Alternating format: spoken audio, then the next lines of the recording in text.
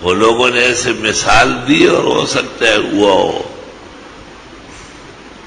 کہ ایک آدمی ایک بیری کے درخت کے نیچے لیٹا ہوا تھا،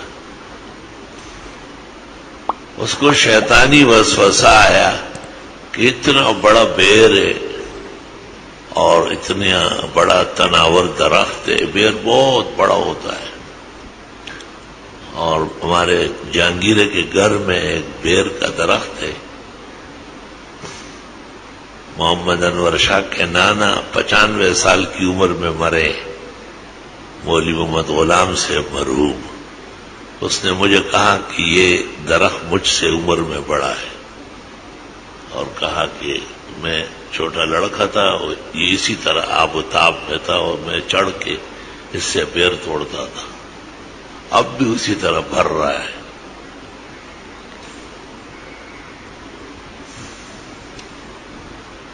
اللہ اکبر کبیرہ۔ بیری کا درخت نہایت پسندیدہ ہے۔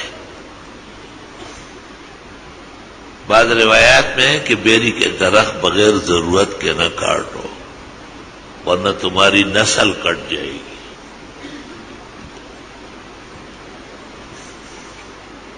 میں نے ایک جگہ دیکھی، ہمارے اسکول سے گھر تک درخت تھے بیری کے، موسم میں خوب بہار ہوتی تھی۔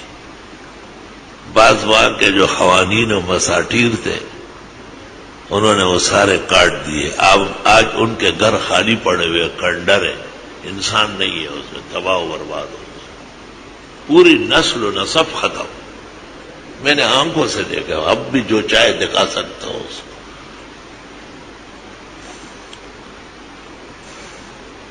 اور ہماری جو افسر المدارس ہے اور والد صاحب کے نام پر جامع مسجد محمد عاقل ہے اور بھینسیں اور گائے ہے، یہاں بھی شروع میں جہانگیرے سے ایک شخص آیا تھا اور وہ 100 بیر کا بیج لایا اور اس میں جہاں ڈالا وہ نکل آئے۔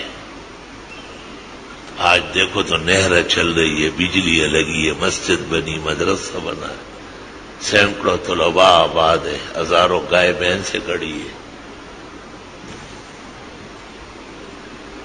ہمارے منصور بھائی کے چھوٹے بھائی ہے سہیل، اللہ تعالیٰ دونوں کو خوش و خرم رکھے،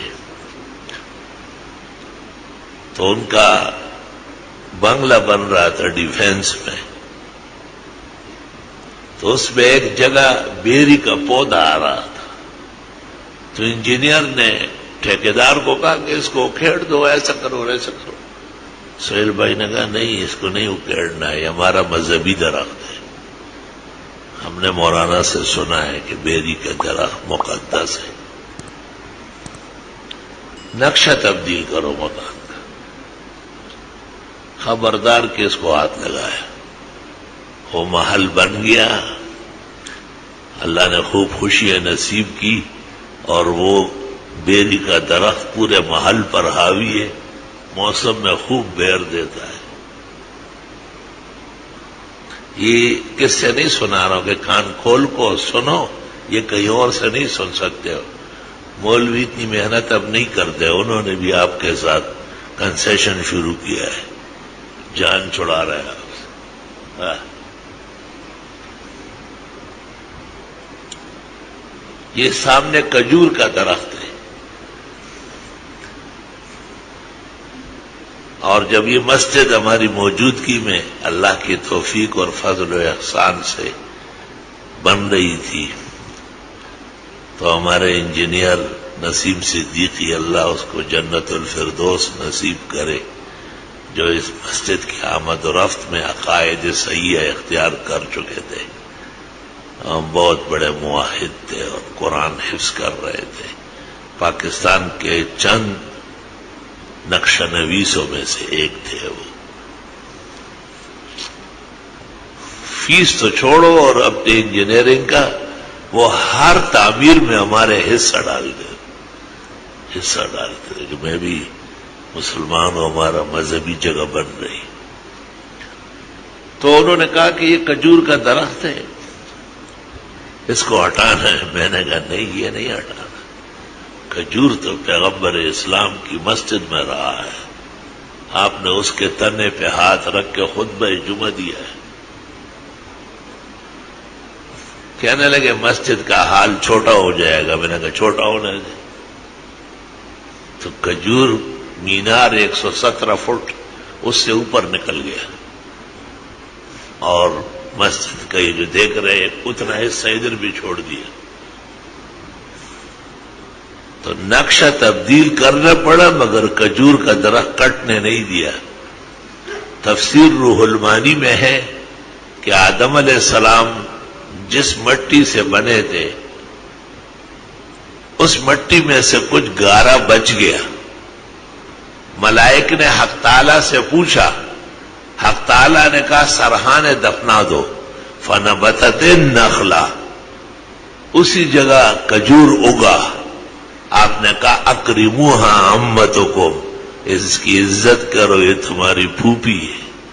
سامنے دیکھو دعا کا شکل بنا ہے، ایک دارالحدیث و گھر جا رہا ہے، ایک دفتر کی طرف۔ میں نے قصدن اس کو ادھر موڑ لیا، اور کس شان سے ہے، کیا عجائب ہے، میں اس کی فضائل بیان کروں تم نماز کے بعد چومنا شروع کر دو گے، ادھر رضا خانیت کے آثار ہو جائے گا۔ لوگوں کو عقائد میں درست رکھنا بھی ضروری ہے۔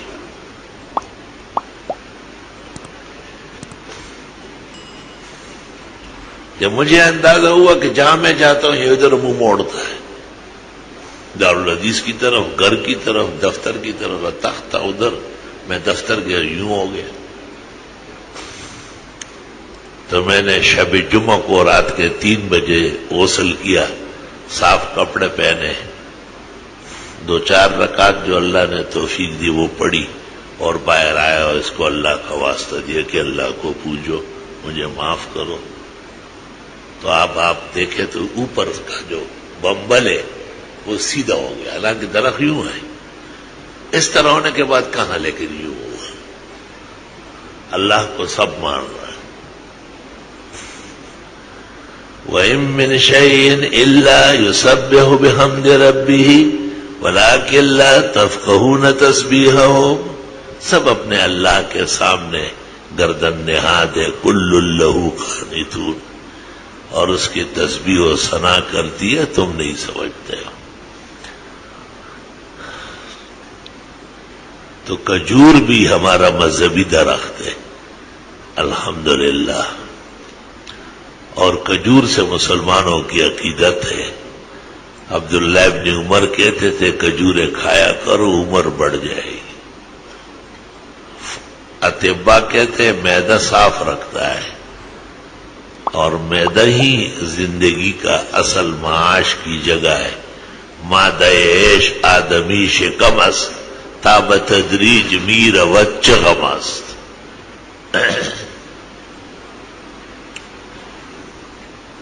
وہاں حضرت اقدس فقیہ امت محمود الملت والدین، میدان سیاست اور فراست کے امام اور شاہ سوار حضرت مولانا مفتی محمود صاحب کی یاد و ثواب میں ایک مقتدر جامع مسجد کئی ایکڑوں میں بن رہی ہے۔ تو وہاں ایک راستے میں ایک بیری کا درخت آیا،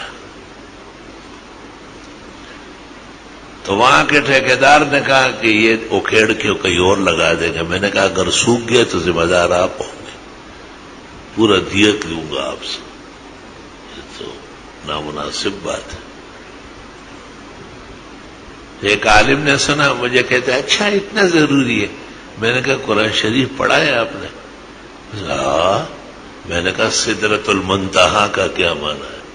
کہ چھٹے آسمان میں ایک بیری کا درخت ہے، اور وہ 7ویں آسمان سے اوپر جا چکا ہے، اور ہر آسمان میں اس کی شاخیں اور پتے نظر آتی ہیں۔ اور یہ قرآن سورۃ نجم میں موجود ہے، عند سدرۃ المنتہا، بس وہیں تک ملائک کا جانا ہے، آگے ملک نہیں جا سکتا ہے۔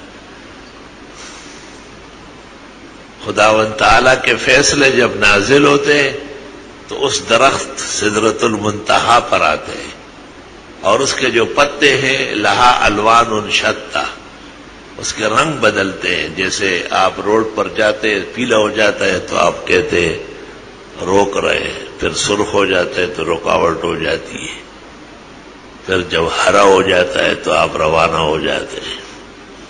یہ رنگ جو ہے یہ راستے بتانے کے الارم ہے. معراج کی حدیث میں آپ نے کہا ہے لہا الوان لا ادری ما ہی، عجیب عجیب رنگ بدلتے ہیں. تو وہ درخت جو سارے آسمانوں میں نظر آتا ہے اس کی شاخیں اور ٹہنیاں ہیں، اس کے سامنے 7 آسمان میں ملائک کھڑے ہیں اور کاغذ قلم لے کے کھڑے، اس کو دیکھ رہا ہے. جیسے جیسے رنگ آتے ہیں تو سمجھ لیتا ہے میکائیل کہ مجھے بارش برسانے کا، کراچی میں بالکل نہ برسانے کا کہا جا رہا ہے. تو وہ ملک اس درخت کی ٹہنیوں کو اور رنگوں کو دیکھ کر ان سے اپنی اپنی ڈیوٹی سمجھ لیتے ہیں کہ مجھے نیچے اترنے کا کہا جا رہا ہے، فلاں شہر آباد کرنے کا، فلاں جگہ زلزلہ برپا کرنے کا، سیلاب لانے کا.